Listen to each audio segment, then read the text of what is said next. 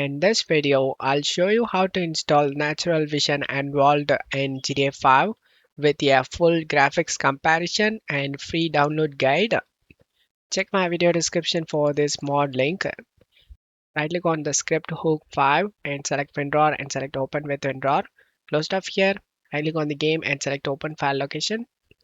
Before installing any mod, backup your GTA 5 folder. Once you're done, open the bin, drag and drop all these files inside the game folder.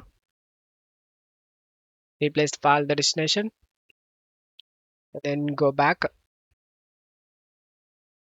open the script hook5.net, drag and drop all these files except the txt inside the game folder, replace the file in the destination, and then go back, open the heap adjuster, drag and drop these two files inside the game folder, replace the file in the destination. Now open the graphics mod Natural Vision Evolved single player beta package.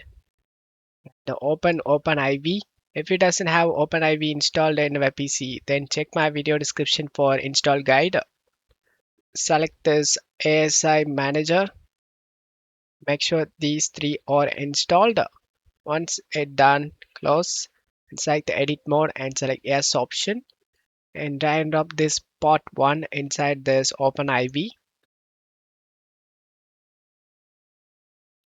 Select the install option and select mods folder and select confirm installation. Once installation done, close and do the same for part 2 and part 3.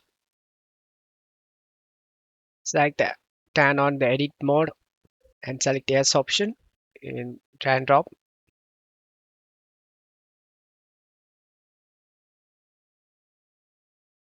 Do the same thing. Select edit mode and select yes option and drag and drop this part 3.